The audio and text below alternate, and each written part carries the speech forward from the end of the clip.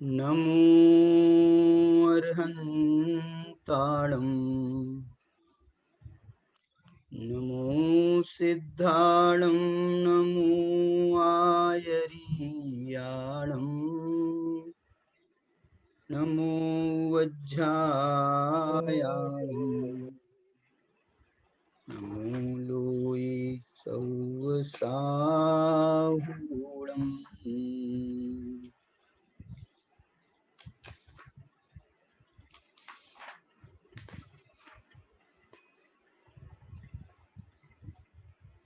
पंचसमिदोति गुत्तो पंचेन्द्रिय संबुडो जिद कसाओ दंसण नाण समग्गो समनो सो संजदो भणिदो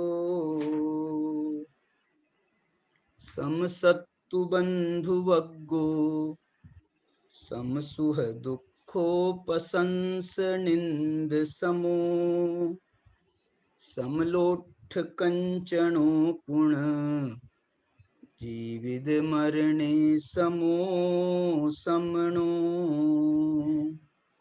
ये प्रवचन सार की 240-41 मैं 3 गाथाएं और पढ़ूंगा। मंगलाचरण स्वरूप ये मोक्ष मार्ग प्रज्ञापन अधिकार की गाथाएं हैं। दंसण नाण चरितेषु तीसु जुगवम समुत्थिदो जोदू ए यज्ञ गदोत्तिमदो सामन्नम तस्य पड़ी पुण्यम।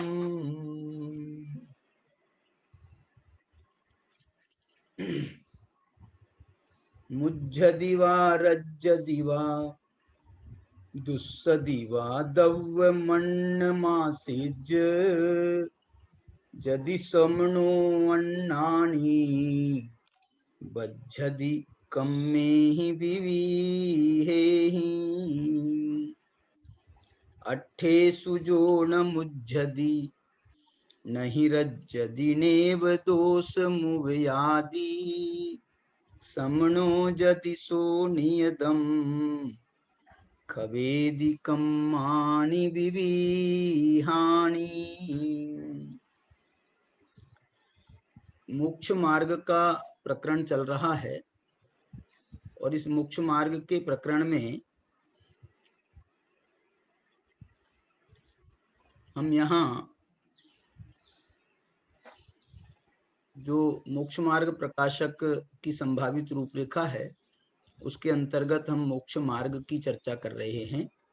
और इस मोक्ष मार्ग की चर्चा को हमने जिनेन्द्र वर्णी के जो जैनेन्द्र सिद्धांत कोश के तीसरे भाग में मोक्ष मार्ग का प्रकरण उन्होंने लिया है। उसमें बहुत सुंदरता से अनेक शीर्षकों के माध्यम से उन्होंने जिनवाणी के वचनों को संग्रहित किया है।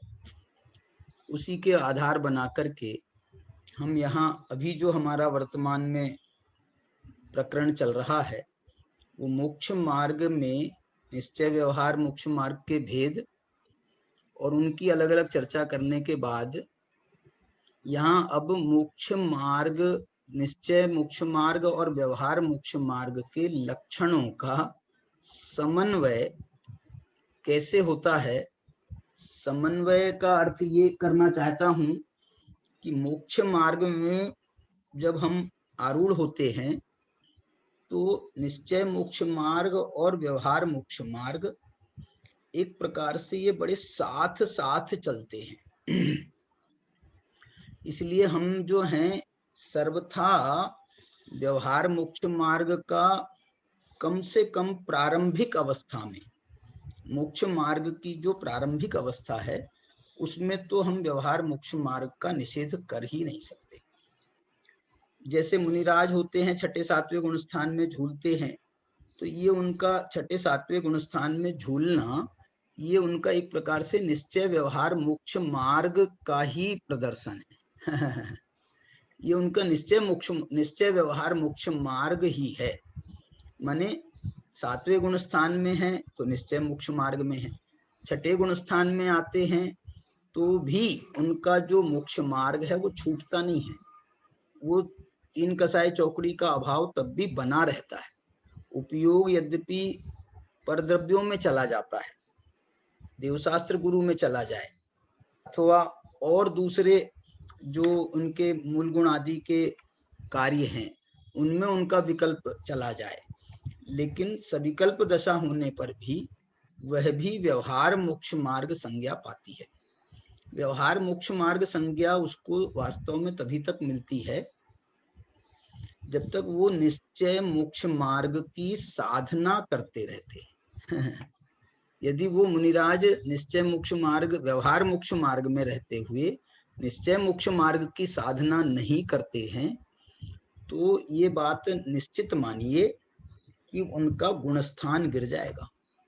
अभी भले ही वो छठे में हैं, लेकिन यदि निश्चय मोक्ष मार्ग की साधना नहीं हुई और अंतर मुहूर्त में ही वो सातवें गुण स्थान को प्राप्त नहीं हुए तो वो उनका छठा गुण स्थान तो बदलेगा। तो वो छठा गुण स्थान यदि सातवें में नहीं जाएगा तो छठे गुण स्थान का काल तो अंतर मुहूर्त ही है, तो वो छठा गुण स्थान गिर करके पांचवा आ जाएगा, चौथा आ जाएगा, आगे नीचे गिर सकता है।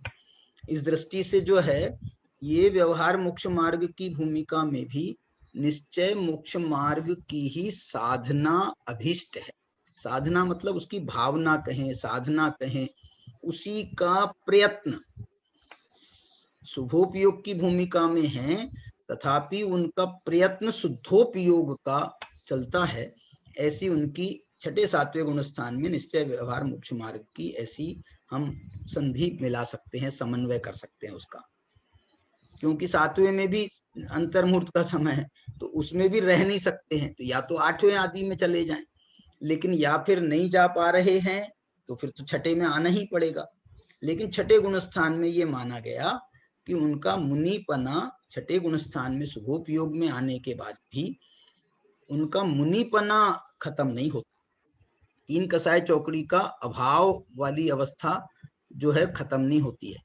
संजुलन कषाय, यद्यपि संजुलन कषाय की स्थिति में परिवर्तन होता है, माने संजुलन कषाय सातवें गुण स्थान में मंद है, छठे गुण स्थान में तीव्र है। संजुलन कषाय छठे गुण स्थान में तीव्र है, क्यों? क्योंकि वहां पर ये शुभोपयोग भी है, तथापि उसमें प्रमाद भी माना गया। उस गुणस्थान का नाम ही प्रमत्त संयत है। प्रमाद के साथ में जहां संयम का पालन किया जाता है उसका नाम है प्रमत्त संयत गुणस्थान। माने उसको हम कहते हैं प्रमत्त संयत, जहां प्रमाद के साथ में संयम का पालन किया जाता है। इस दृष्टि से यहाँ पर छठे सातवें गुणस्थान में तो बहुत सुंदर निश्चय व्यवहार मोक्ष मार्ग का सुमेल है। यद्यपि चौथे आदि गुण स्थानों में, चौथे पांचवें गुण स्थान में निश्चय व्यवहार मोक्ष मार्ग वहां भी है, लेकिन वहां पर व्यवहार मोक्ष मार्ग की इतनी अधिकता है कि वहां वो जो निश्चय मोक्ष मार्ग है वो जो है ना, जैसे एक प्रकार से छिपके रह जाता है। जब 2-4 महीने में हमको शुद्धात्मानुभूति रूप निश्चय मोक्ष मार्ग माना ना, तो जब शुद्धात्मानुभूति 2-4 महीनों में होगी तो अब आप सोचो कितना उसका वो रहेगा। लेकिन ये बात सही है कि उनकी उस अवस्था में भी उस निश्चय मोक्ष मार्ग की जो उनको प्राप्ति हुई है उसका असर आप देखो, उसका असर ये रहता है कि चौथे गुण स्थान में 2-4 महीने रह जाते हैं शुभोपयोग की भूमिका में, तथापि उनका जो वो एक कसाय चौकड़ी के अभाव, अनंतानुबंधी कसाय का अभाव और मिथ्यात्वादि का अभाव जो हुआ है उसके निमित्त से उनकी परिणामों में उनकी निर्जरा होती रहती है। संख्यात गुणी निर्जरा नहीं हो, भले ही गुण श्रेणी निर्जरा ना हो, लेकिन संख्यात गुणी निर्जरा तो उनकी भी होती रहती है चौथे गुण स्थान में। ये आप किसका प्रभाव मानोगे? जो उन्होंने वो अनुभूति करी है ना, वो अनुभूति की खुमारी उनको जो है अनंतानुबंधी कषाय के अभाव और मिथ्यात्व के अभाव से जो उन्होंने शुद्धात्मानुभूति प्राप्त की है, देखना आप ये विचार कर लो, क्षण भर के लिए प्राप्त की है, क्षण भर के लिए प्राप्त की है। इसलिए अपन पूजा में पढ़ते हैं ना, क्षण भर निज रस को पी चेतन मिथ्यामल को धो देता है। मैंने उन्होंने क्षण भर के लिए अपनी शुद्धात्मानुभूति कि निज रस को पी चेतन, अपने निज रस, अपनी आत्मा के रस को पिया है, लेकिन उसका भी इतना प्रभाव हुआ है कि अनादि काल के मिथ्यात्व का नाश हो गया। तो मैं ये कहता हूं, जब अनादि काल के मिथ्यात्व को जो नष्ट कर सकता है, जिसमें इतनी ताकत है, उसकी खुमारी क्या 2-4-6 महीने नहीं रह सकती? 2-4-6 महीने मतलब वो अनुभूति नहीं करी है तो क्या उसको भूल जाएगा? आत्मा को भूल जाएगा वो? अरे जैसे ये छठे गुण स्थान में मुनिराज को भावना बनती है, मुनिराज को जैसे ललक रहती है शुद्धोपयोग में जाने की, और वो तो अंतर मुहूर्त में उस चले भी जाते हैं।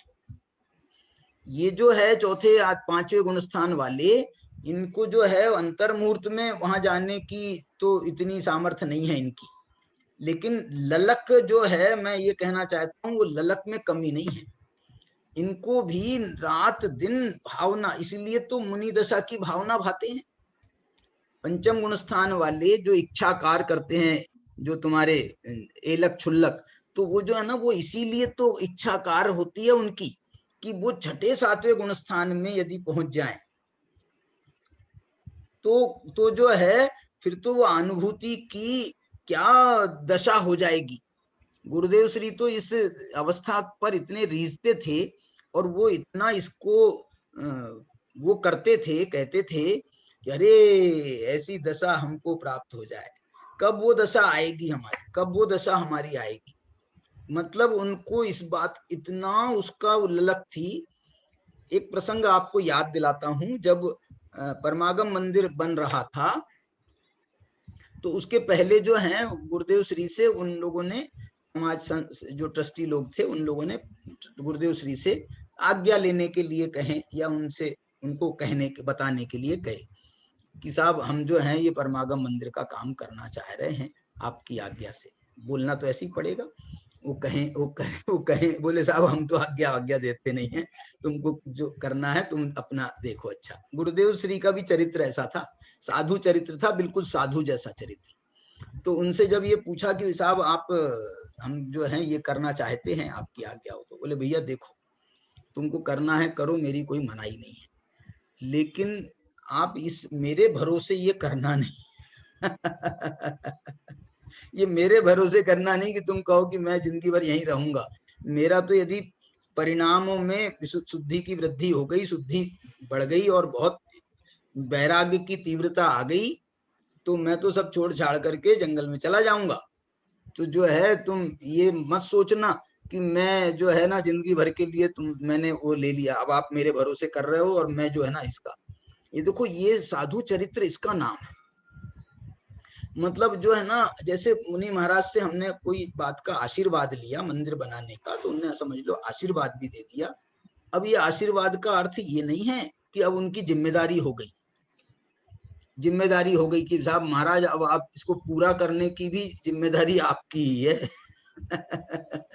अब जो है, अब आपको यहाँ रहना पड़ेगा, यहाँ रहो, आप चातुर्मास आदि करो, और जो है मैंने हम ये मुनियों के काम है। मुनियों को आप जो है इसके चक्कर में क्यों उलझाते हो भैया? इसलिए यहाँ पर जो बात हम कर रहे हैं, इसमें जो है ना, मैं तो गुरुदेव श्री की बात कर रहा हूँ। जैसे समझ लो वो तो चौथे गुण स्थान से ऊपर की बात ही नहीं करते थे अपने लिए, कहते थे कि हम तो भैया बस अविरति श्रावक हैं। मतलब वो इतनी ऊपर की बात तो वो करते नहीं थे, लेकिन उसके बाद भी उनकी वैराग्य परिणति कहें, उनकी निवृत्ति जो है थी उनके जीवन में, वो निवृत्ति जो है उनको प्रवृत्ति की आज्ञा नहीं देती, प्रवृत्ति का जो है अनुमोदना का आग्रह नहीं देती, अनुमोदना का वो जो है वो उनको आज्ञा नहीं देती थी कि भैया तुम इसकी प्रवृत्ति की अनुमोदना करो। ठीक है, मतलब वो तो तुम्हारे लिए योग्य है, वो तुमको करना चाहिए, उसकी मनाही नहीं है, लेकिन ऐसा इस प्रकार की जो चरित्र है, मैं ये बताना, इसका नाम है साधु चरित्र। साधु का क्या ठिकाना भाई, साधु का क्या ठिकाना? तुम एक जगह बांध करके साधु को क्यों रखना चाहते हो? साधु को बांध के रखना ये हमारा दुष्अभिप्राय है, और साधु यदि बंद करके रह जाए तो ये उनका भी दुष्अभिप्राय। ये जो है ना वो बंधते हैं और ना हमने वास्तव में साधु को बांधने का प्रयत्न करना चाहिए। वो उनकी वितरागता, उनकी निवृत्ति, उनका जो स्वतंत्र विचरण जो है उसमें ये बाधा आती है, उनके स्वतंत्र विचरण में बाधा आती है। और फिर वो जो है यदि आपने बांध दिया तो उनको भी फिर विकल्प रहने लगेगा, अरे यार क्या हुआ क्या हुआ क्या हुआ क्या हुआ।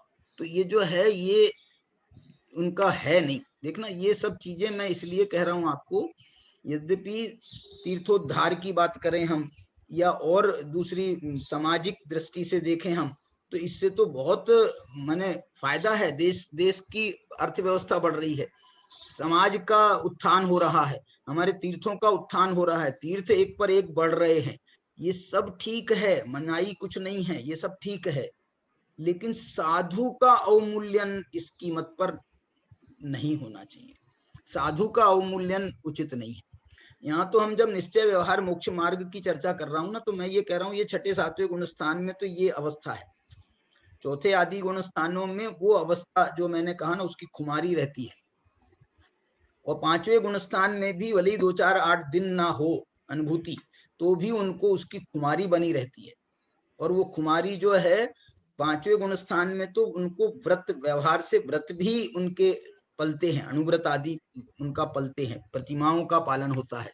और उससे जो है उनकी अंदर से जो गुण श्रेणी निर्जरा जो है, गुण श्रेणी निर्जरा माने असंख्यात गुणी कर्मों की निर्जरा पंचम गुण स्थान में भी होती रहती है। ये सब जो है उस शुद्धात्मानुभूति रूप निश्चय मोक्ष मार्ग का प्रभाव है। अब हम ये कहना चाहते हैं जो छठे सातवें गुण स्थान के ऊपर जो शुद्धात्मानुभूति रूप मोक्ष मार्ग है, वो मोक्ष मार्ग में वहां पर निश्चय व्यवहार का जो समन्वय होना था छठे सातवें गुण स्थान में वो हो गया।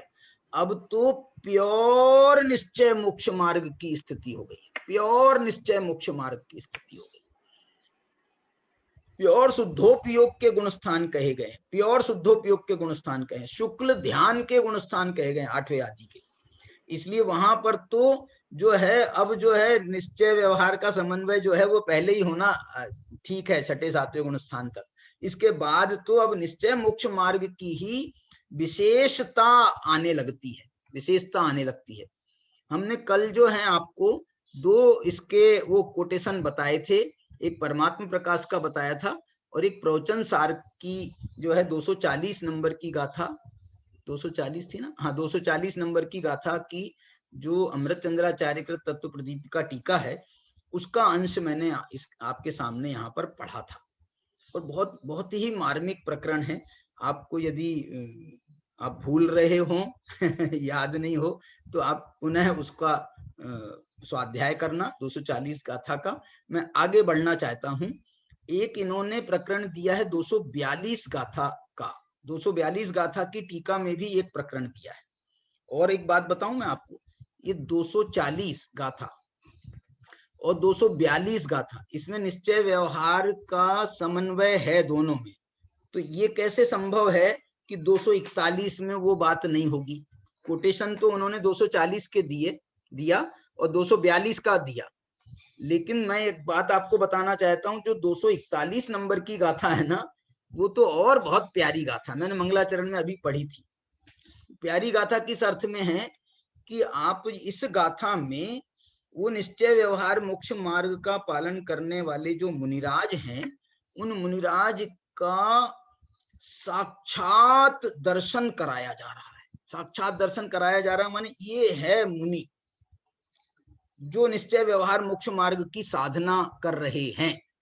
उसके लिए उन्होंने इस गाथा में निश्चय के भी विशेषण डाले हैं, व्यवहार के भी विशेषण डाले हैं, और उन सब का समुच्चय करते हुए वो एक मुनिराज का, एक भावलिंगी मुनिराज का चरित्र हमारे सामने उपस्थित कर रहे हैं कि वो भावलिंगी मुनिराज की समझ लो मूर्ति कह लो, चरित्र मूर्ति, भावलिंगी मुनिराज की मूर्ति कैसी हो।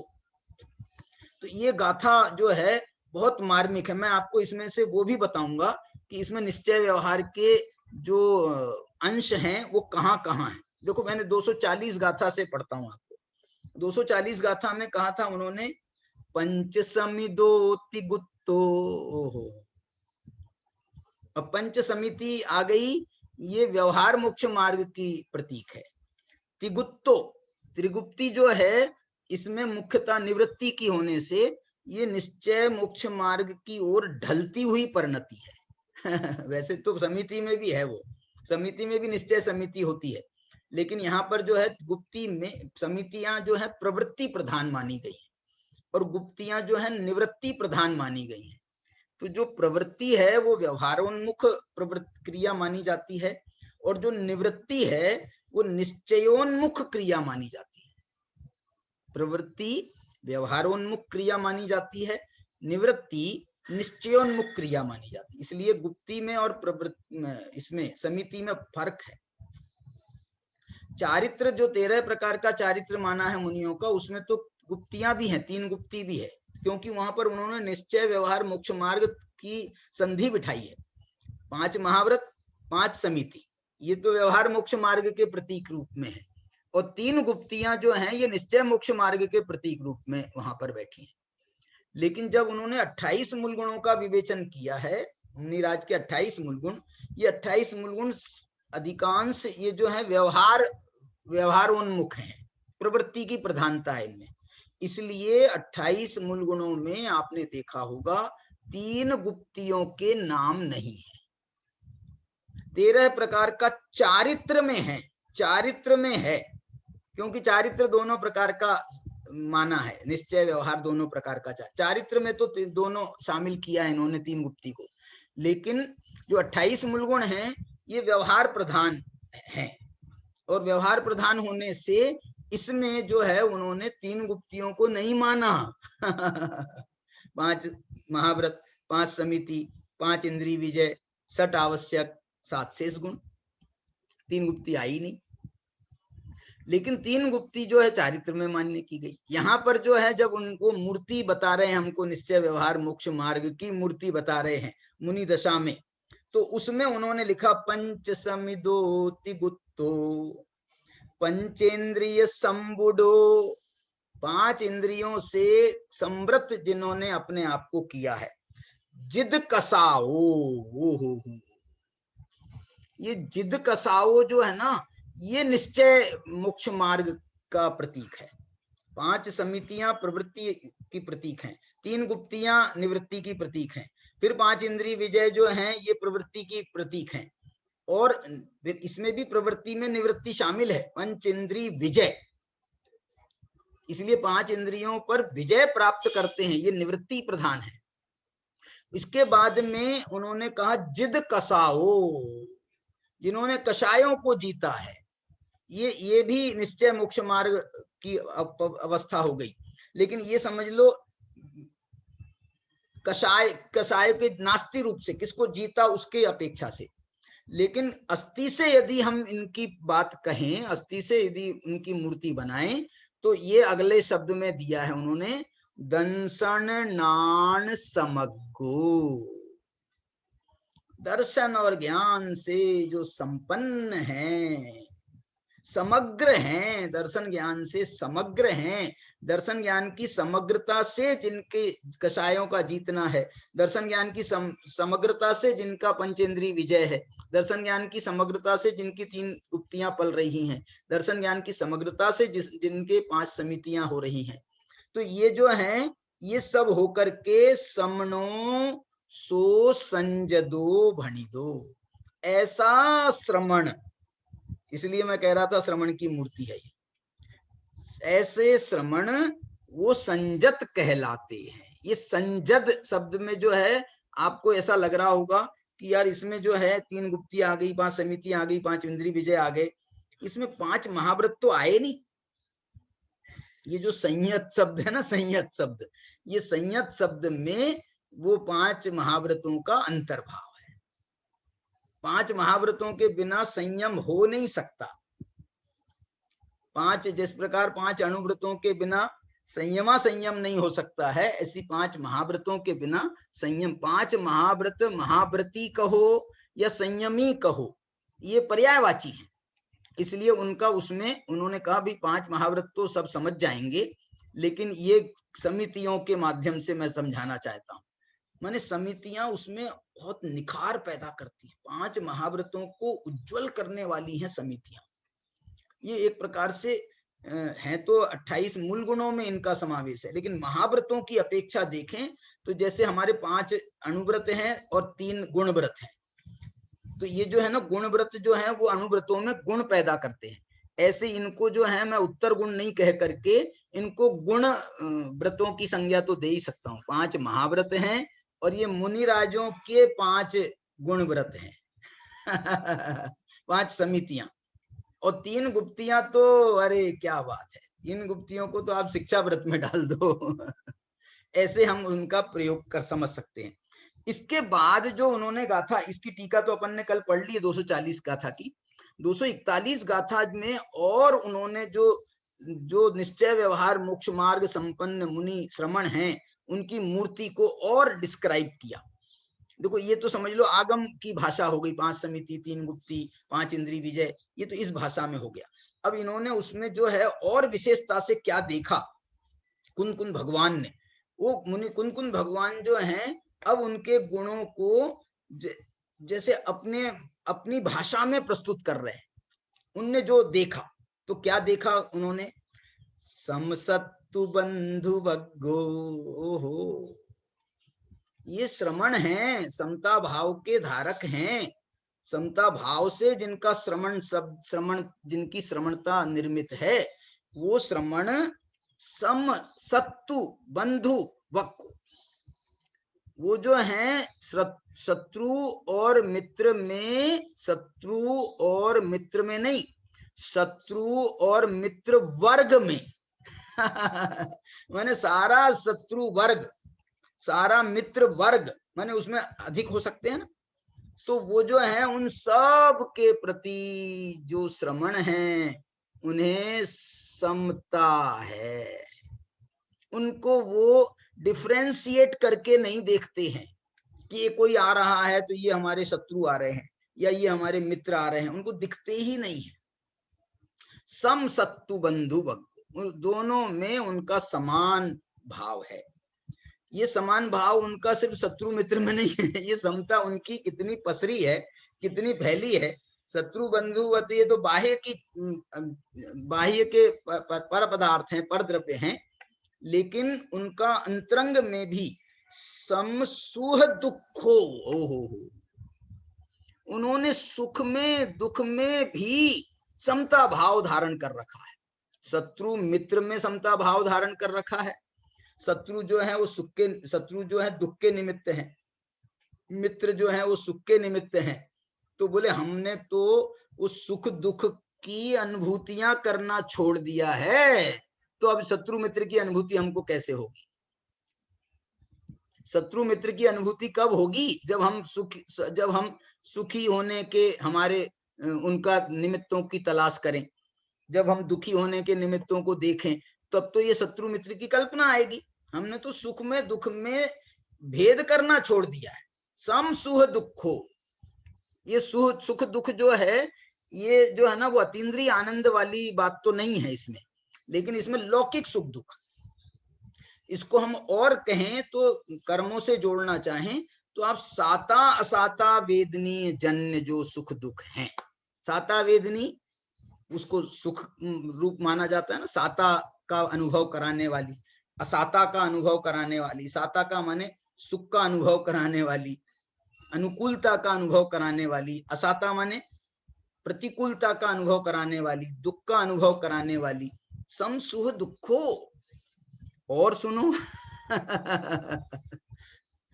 प्रशंस निंद समो, ओहो, जो प्रशंसा में और निंदा में भी समभाव धारण करते हैं।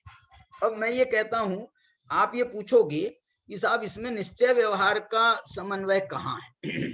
इसमें निश्चय व्यवहार का समन्वय कहाँ? अरे इसमें तो बहुत जोरदार निश्चय व्यवहार का समन्वय है। कैसे? शत्रु मित्र ये व्यवहार न्याय के विषय, व्यवहार न्याय से शत्रु मित्र कहलाते हैं, लेकिन उनमें जो संभाव स्थापित किया मुनिराजों ने, ये उनके निश्चय मोक्ष मार्ग का, निश्चय रत्नत्रय का प्रभाव है। ये निश्चय रत्नत्रय है, समता भाव निश्चय रत्नत्रय है। वो कहा था ना, समता भाव भी उसका पर्यायवाची आया था, शुद्धात्मानुभूति का। तो ये जो है ना समता भाव तो निश्चय मोक्ष मार्ग का प्रतीक है, लेकिन जिनमें वो समता भाव कह रहे हैं उसके निमित्त से उसको व्यवहार संज्ञा आती है शत्रु मित्र में। सुख दुख में प्रशंस निंद समो, हो प्रशंसा में निंदा में भी जो संभाव को धारण करते हैं।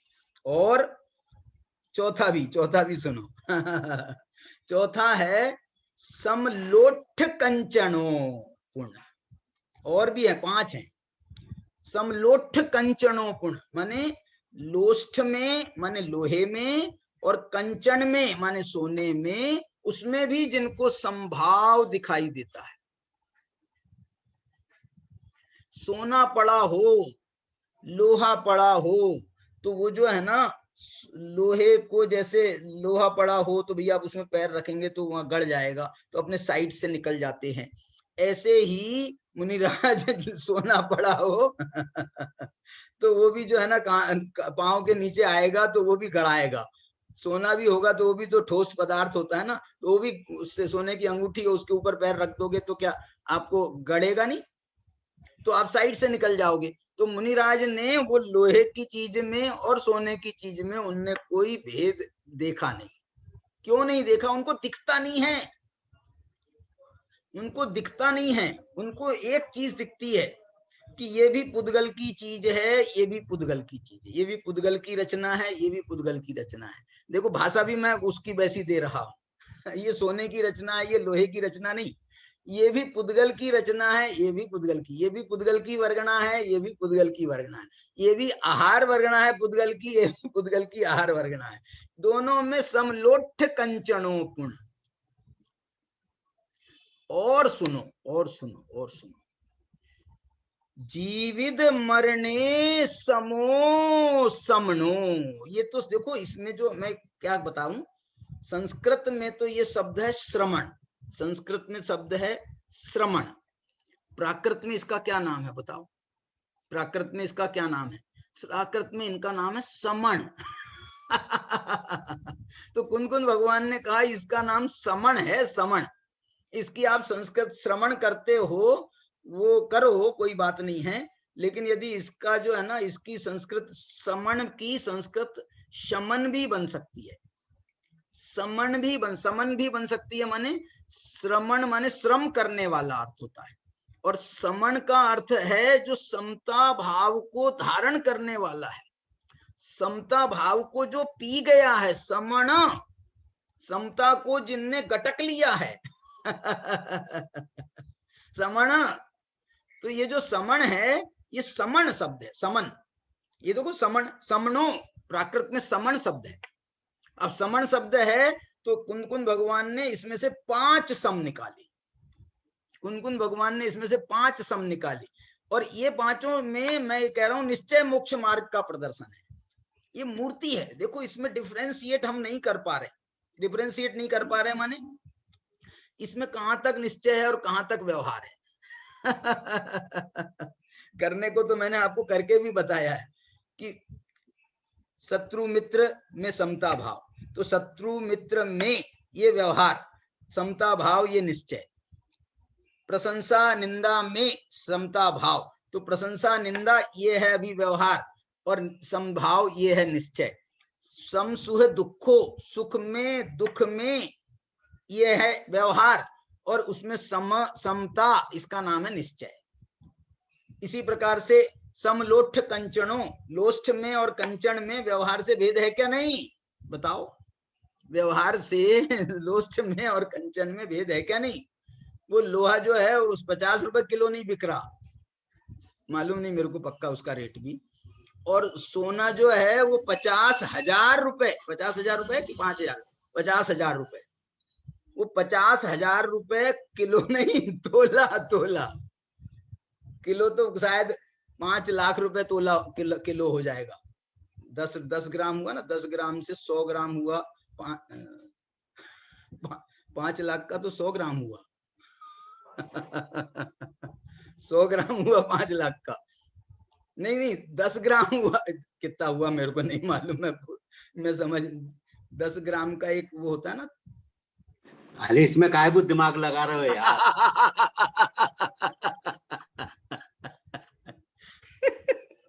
देखो ये हमारे जीजा जी बोलूं के रिश्तेदार, ये जो है ना, ये इसमें भी हमारा कुछ वो देख रहे हैं कि इनको ये क्यों इसमें दिमाग लगा रहे हैं। एक बात सोचो हमारे दामाद हैं नितिन जी, वो जो है इसका हिसाब किताब रखते रहते हैं क्या बोल रहा हूं मैं? तो ये बताना चाह रहा हूं मैं कि ये जो है ना, इन्होंने लोठ कंचन में ये व्यवहार और समता भाव, ये निश्चय, और अंत में तो कह दिया, अरे तुम ये सब क्यों दिखाते हो हमको, ये सब व्यवहार, यहाँ तो जीवित मरने समो समनो। अरे जीने मरने में हम नहीं भेद देखते, आहा, जीने मरने में भेद नहीं देखते हैं, तो तुम हमको ये लोष्ट और कंचन क्या दिखाते हो, तुम हमको सुख दुख क्या दिखाते हो, तुम हमको ये प्रशंसा और निंदा क्या दिखाते हो, तुम शत्रु मित्र क्या दिखाते हो। यहाँ तो जीवित मरण में कोई संभाव है, जीवित मरने समो समनो, जिसको जीवन और मरण माने जिसको जीवन के प्रति ऐसी जीवित रहने की हमारी बहुत लिप्सा होती है ना, बहुत लिप्सा होती है। हम जो है ना, मरना कौन चाहता है बताओ? मुनिराज भी मरना चाहते नहीं हैं क्या?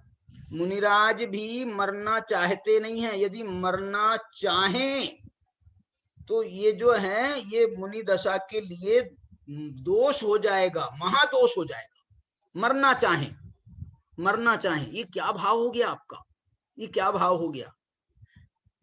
समाधि के प्रसंग में ये कहा जाता है, ना जीने की हो ना वांछा, मरने की हो ना इच्छा।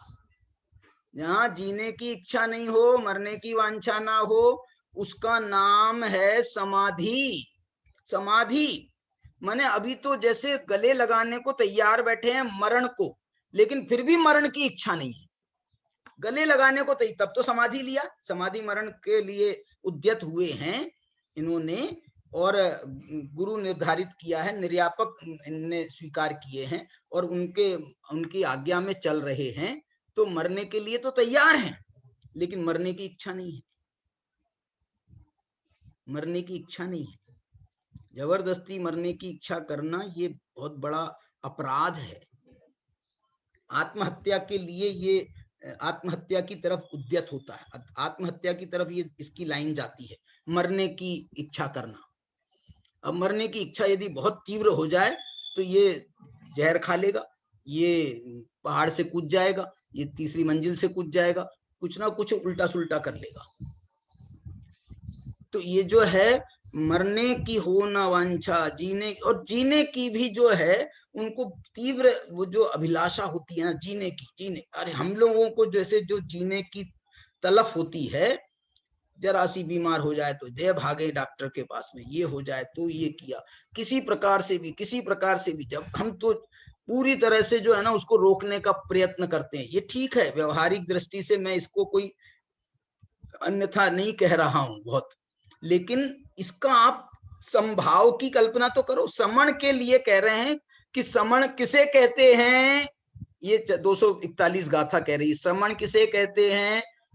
समलो समसत्तु बंधु बग्गो, समसुह दुखो पसंस निंद समो, समलोठ कंचनो पुन, जीवित मरणे समो समणो। इस प्रकार से ये श्रमण की व्याख्या उन्होंने इस गाथा, ये तो मूल गाथा में ये समण की व्याख्या करी, मूल गाथा में। अभी इसकी जब आप टीका पढ़ोगे ना, तो इसकी टीका में तो वो जो है ना बिल्कुल आपको जो निश्चय मोक्ष व्यवहार मोक्ष मार्ग का ऐसा समन्वय दिखाई देगा। देखो मैं टीका पढ़ रहा हूं सिर्फ। संयम, संयम सम्यक दर्शन ज्ञान पूर्वक चारित्र है, ये शब्द है। सम्यक दर्शन ज्ञान चारित्र पूर्वक संयम होता है, ऐसा नहीं कह रहे। संयम तो चारित्र का नाम है, लेकिन वो कैसा है चारित्र? जो सम्यक दर्शन ज्ञान पूर्वक चारित्र है। चारित्र धर्म है, धर्म साम्य है, साम्य मोह क्षोभ रहित आत्म परिणाम है। इसलिए संयत का साम्य लक्षण है। संयत का साम्य लक्षण है। संयत माने श्रवण जो होता है वो संयत कहलाता है, और संयत का ये लक्षण है, चिन्ह है, पहचान है। इसमें अव्याप्ति अतिव्याप्ति असंभव दोष नहीं लगे, उसका नाम है लक्षण। वो क्या है लक्षण उनका? तो बोले साम्य उनका लक्षण है। साम्य, साम्य माने समता भाव। और ये जो गाथा पढ़ी है अपन ने, जो अभी ये जो इन्होंने टीका में लिखा है ना, ये गाथा है। ये कौन सी गाथा है बताओ, कौन सी गाथा है? ये जो है, ये तो है चरणानुयोग चूलिका की 241 गाथा की टीका मैं पढ़ रहा हूं, लेकिन मूल गाथा है कुंद कुंद की इसी प्रवचन सार की 7वीं गाथा। क्या है गाथा 7वीं में? चारित्रम खलु धम्मो, इसमें बोला था ना चारित्र धर्म है। धम्मो जो सो समोत्तीर्ण दिठो, धर्म साम्य है।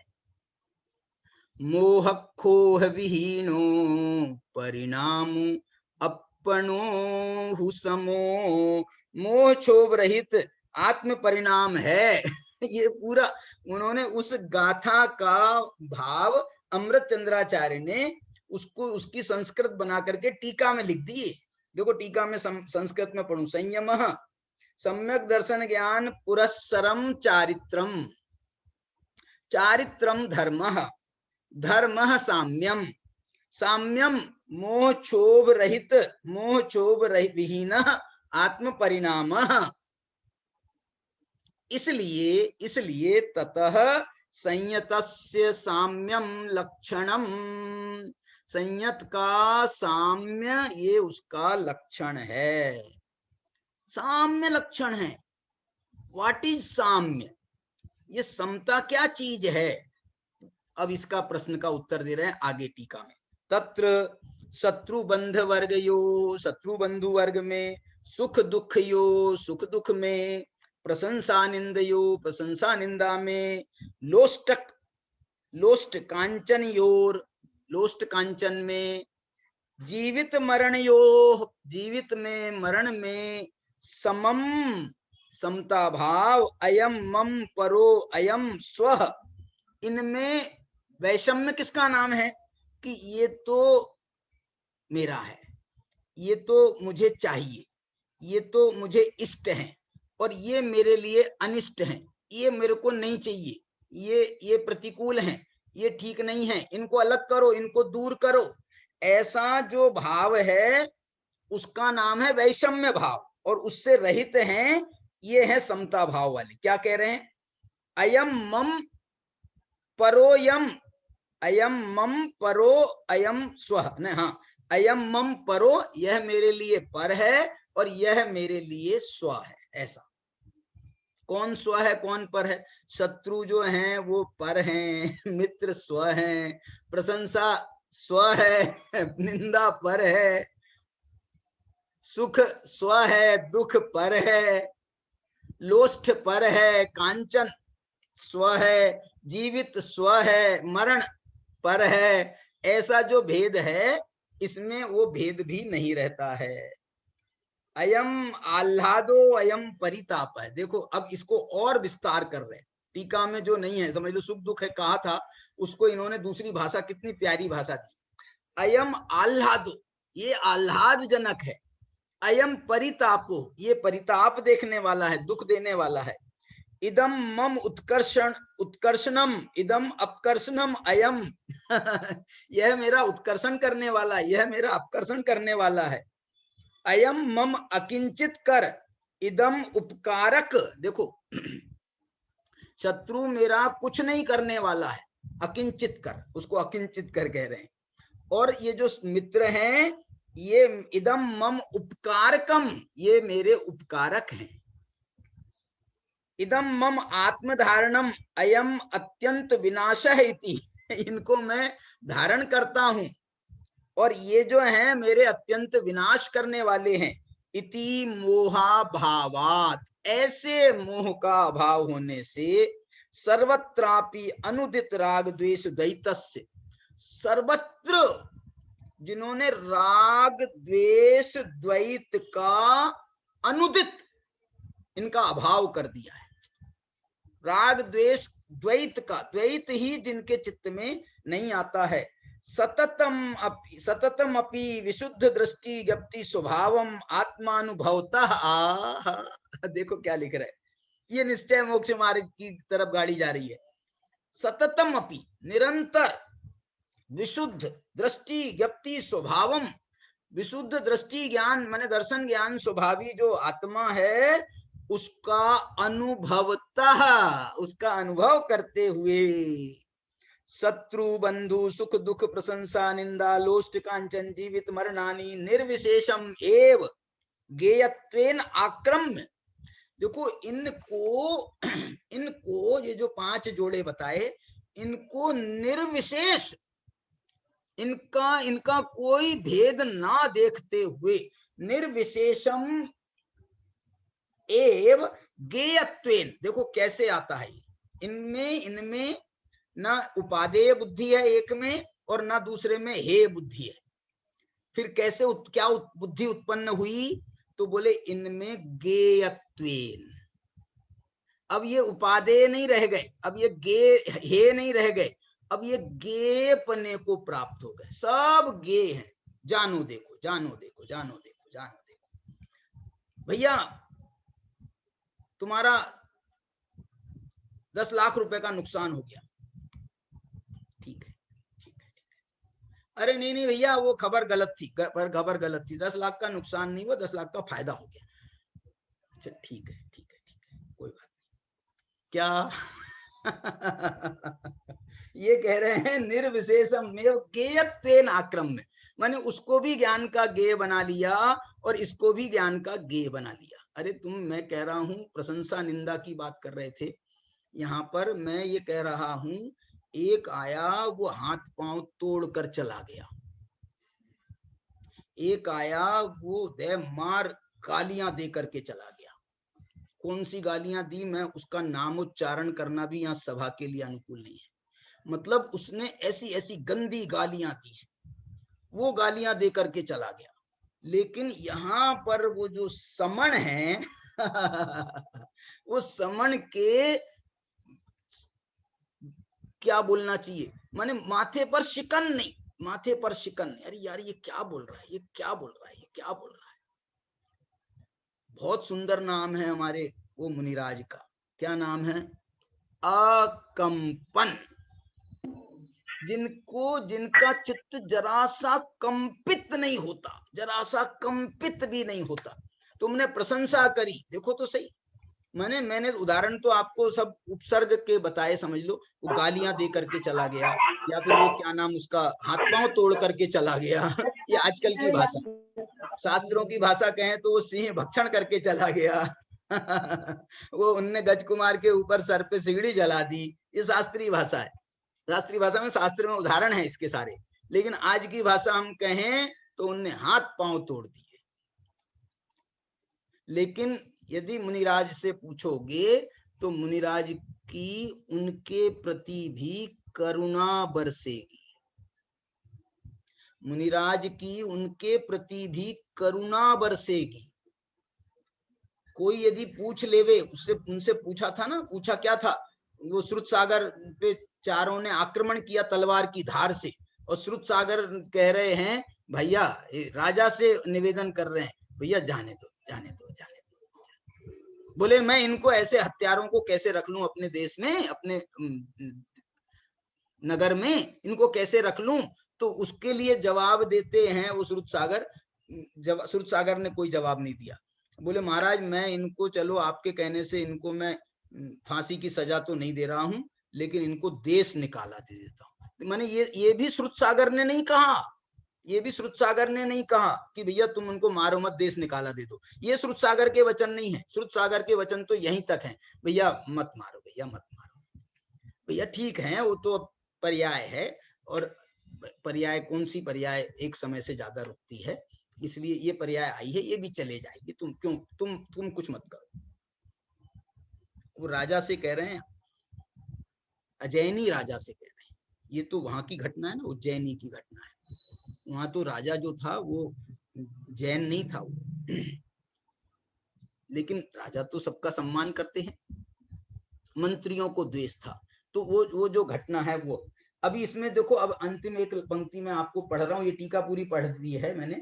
गेयत्वेन आक्रम्य ज्ञानात्मनि आत्मनि ज्ञानात्मक आत्मनि आत्मा में अचलित वृत्ते अचलित वृत्ति होने से यत् किल जो निश्चय से सर्वतः साम्यम जो सब तरह से सब प्रकार से सर्वथा सर्वतः साम्य है तत् सिद्ध आगम ज्ञान उसके उस साम्य के द्वारा वो कैसे सिद्ध हुआ है, वो आगम ज्ञान तत्वार्थ श्रद्धान संय तत्व योग पद्यम।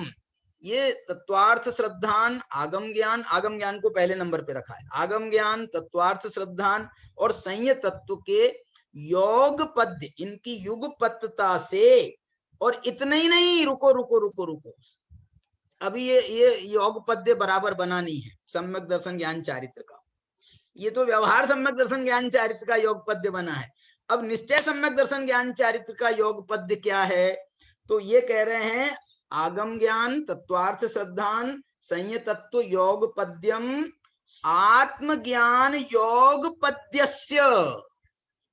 और इनका इन तीनों का आत्मज्ञान के साथ में जो योग पद्य है वो संयतस्य लक्षणम आलक्षणीयम, वो संयत का लक्षण आलक्षित करना चाहिए। ये संयत का लक्षण है।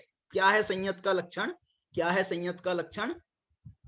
जो व्यवहार मोक्ष मार्ग तत्वार्थ सिद्धांत आगम ज्ञान ये सब व्यवहार सम्यक दर्शन ज्ञान चारित्र संयत तत्व, इनकी युगपत्ता और आत्मज्ञान की। अब मैं आपसे एक प्रश्न पूछना चाहता हूं, ये आत्मज्ञान में तो अकेला सम्यक ज्ञान आया, निश्चय सम्यक ज्ञान आया, इसमें जो है वो सम्यक दर्शन ज्ञान चारित्र जैसे वहां व्यवहार में 3 थे तो यहाँ निश्चय में भी 3 होने चाहिए थे ना।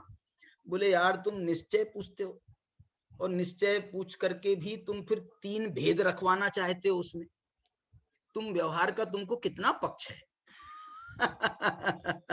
निश्चय सम्यक दर्शन ज्ञान चारित्र, निश्चय सम्यक दर्शन ज्ञान चारित्र होते नहीं है।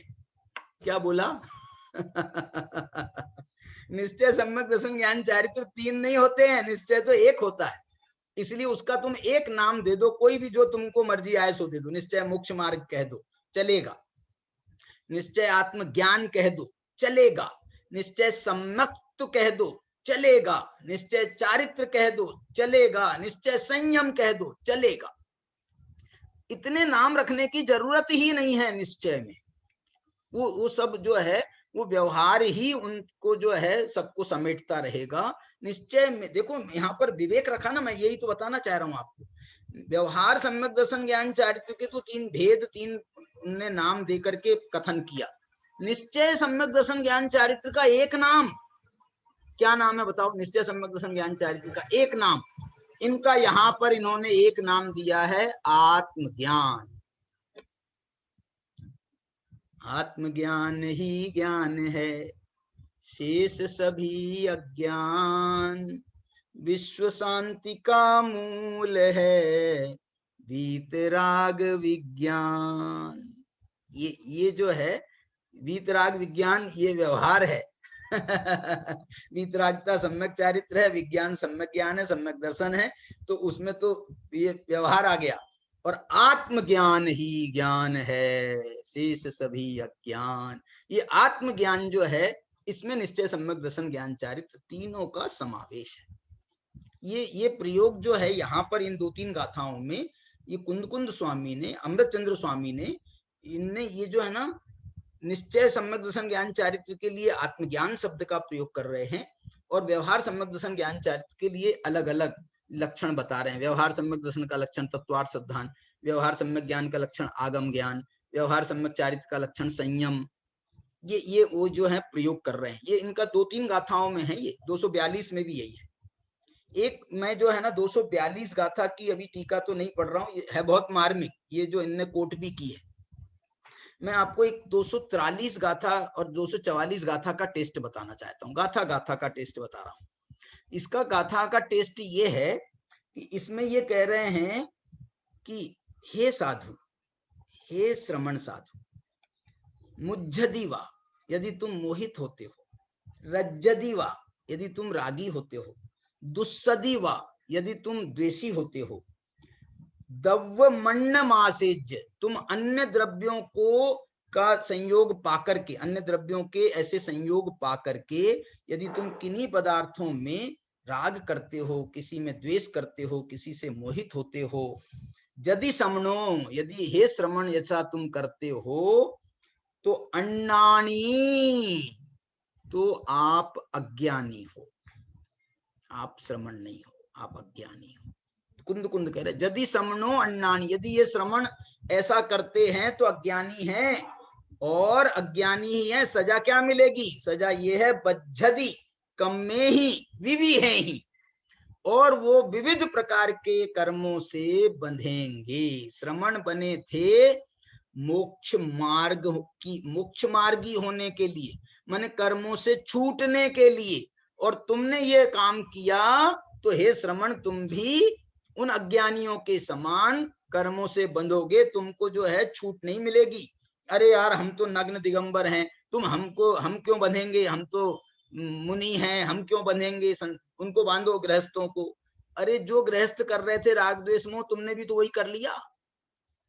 इसके बाद 44 गाथा कह रही है, 244 गाथा कह रही है कि अट्ठेसु जो न मुज्झदी, पदार्थों में जो मोहित नहीं होते, न रज्जदी नेव दोष मुव्यादि, न राग करते हैं पदार्थों में और न दोष करते हैं, माना द्वेष करते हैं। समनो जदिसो नियदम, यदि श्रमण ऐसे होते हैं तो खवेदी कम्माणि विविहानि, तो वो विविध प्रकार के कर्मों का नाश करते हैं। तुमने मोक्ष मार्ग पर आरूढ़ हुए हो ना, तो तुम मोक्ष मार्ग को प्राप्त करोगे, मोक्ष को प्राप्त करोगे। खवेदी कम्माणि विविहानि, तुम विविध प्रकार के जितने भी कर्म हैं उन सबका क्षय करके तुम मुक्ति को प्राप्त करोगे। और यदि तुम ये पदार्थों में संभाव ना करते हुए, जो संभाव पहले बताया था, तुम राग द्वेष मोह करते हो, ये संभाव के विरोधी 3 भाव हैं। संभाव के विरोधी 3 भाव हैं, राग द्वेष मोह।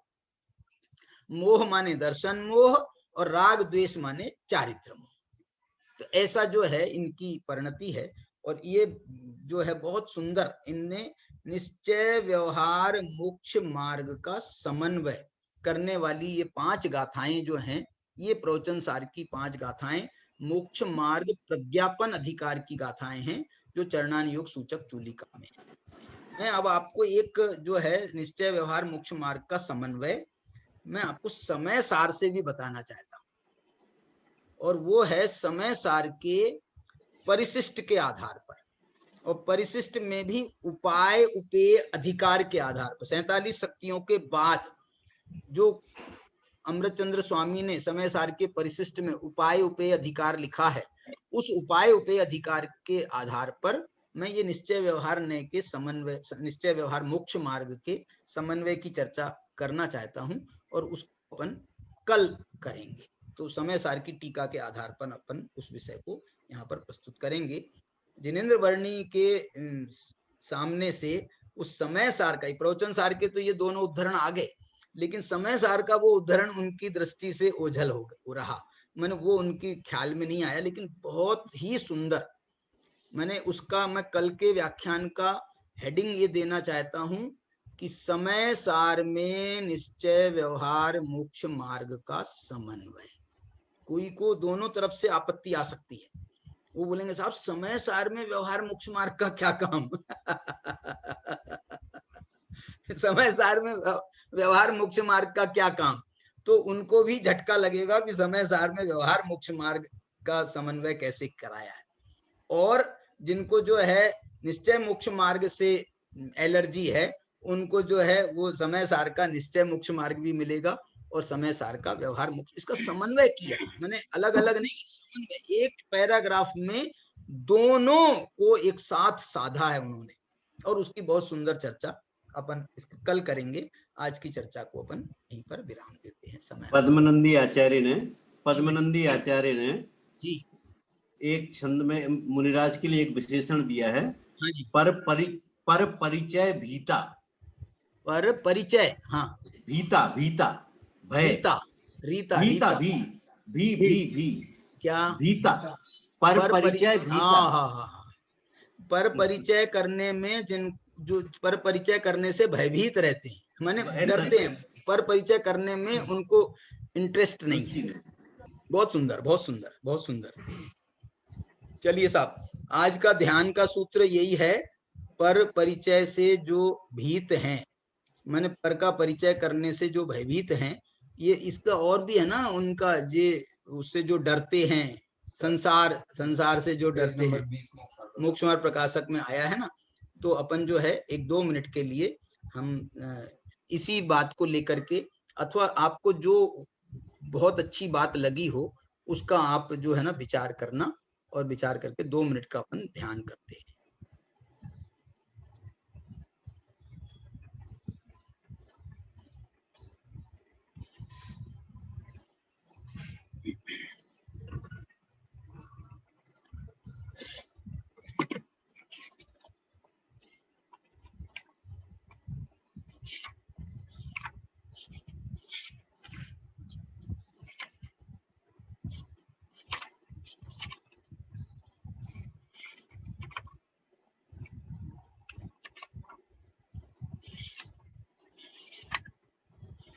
किया था आज की बहुत सुंदर स्तुति है। गुरु स्तुति के अंतर्गत अपन स्तुति करेंगे। किनको नहीं, हम करा रहे ना, तो लो। देखो ये बहुत सुंदर स्तुति है, ये देखो तुम्हारी बहुत बढ़िया है। परम गुरु बरसत ज्ञान झरी, आप कराओगे सुदर्शन जी? नहीं, आप ही करो चाचा।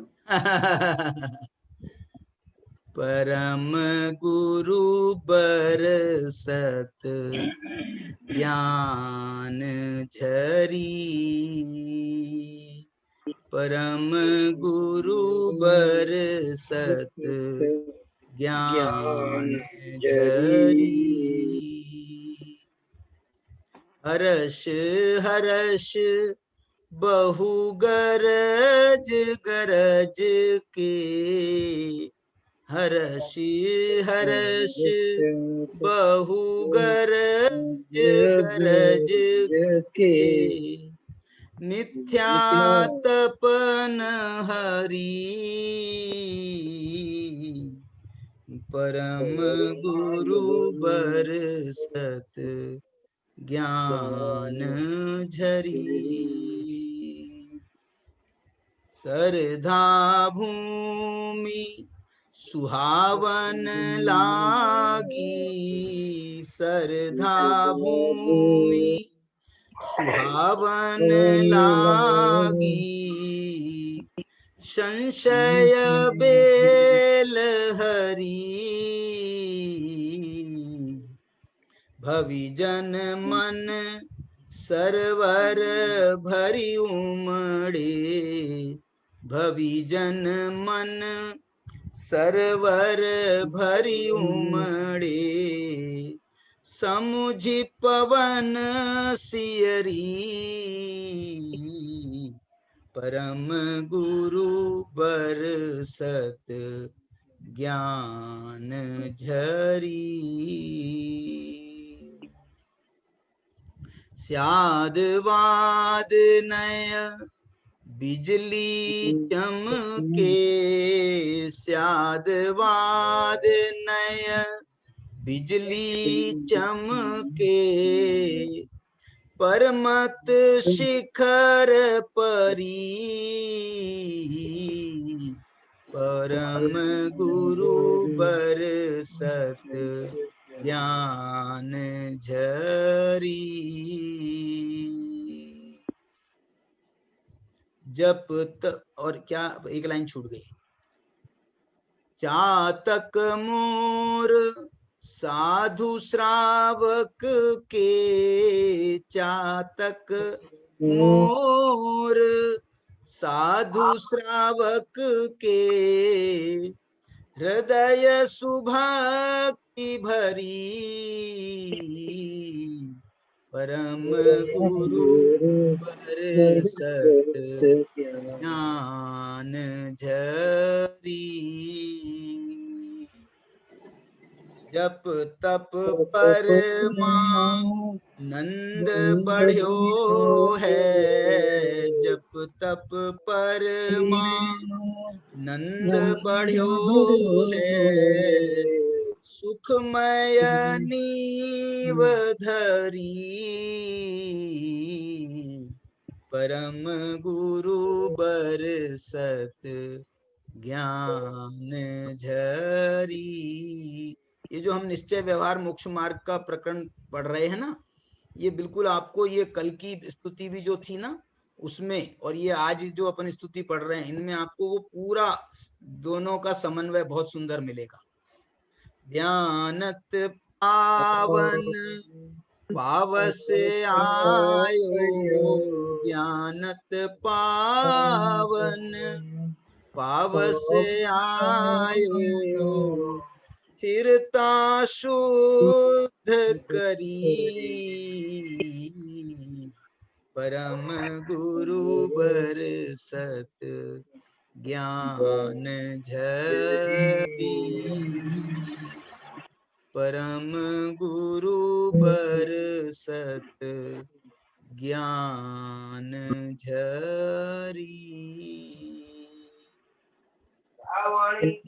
ज्ञान से सूझे लो कालो, सोवामी मस्तक नमो सदा देत हूँ दो। 9 बार नमोकार।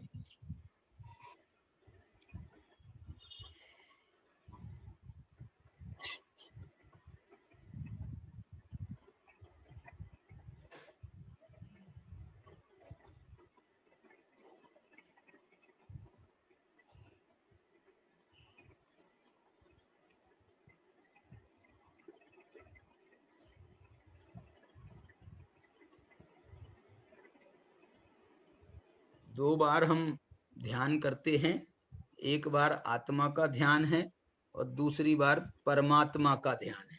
9 बार नमोकार मंत्र के माध्यम से चलिए। तो जिनवाणी माता की जय।